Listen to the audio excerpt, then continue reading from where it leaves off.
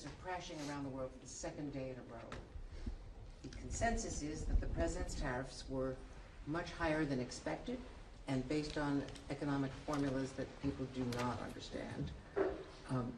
What is your reaction and what is the impact on Europeans? You want them to spend more on defense, yes, which they're agreeing to finally, but how can they do that when their economies are crashing and they are now No, their economies are not crashing. The markets are reacting. No, their economies are not crashing. Their markets are reacting to a dramatic change in the global order in terms of trade.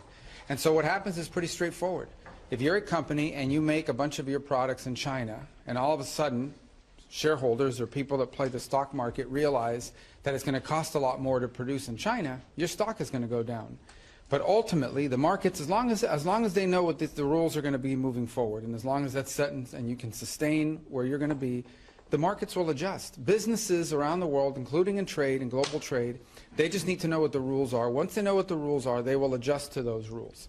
So I don't think it's fair to say economies are crashing. Markets are crashing because markets are based on the stock value of companies who today are embedded in modes of production that are bad for the United States. We have to be a country that thinks we're the largest consumer market in the world, and yet the only thing we export is services. And we need to stop that. We need to get back to a time where we're a country that can make things, and to do that we have to reset the global order of trade. And the other part of my question.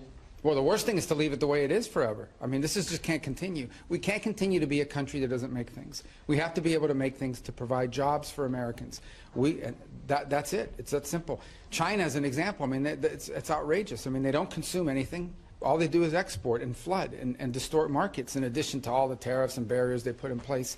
So the president rightly has concluded that the current status of global trade is bad for America and good for a bunch of other people, and he's going to reset it, and he's absolutely right to do it.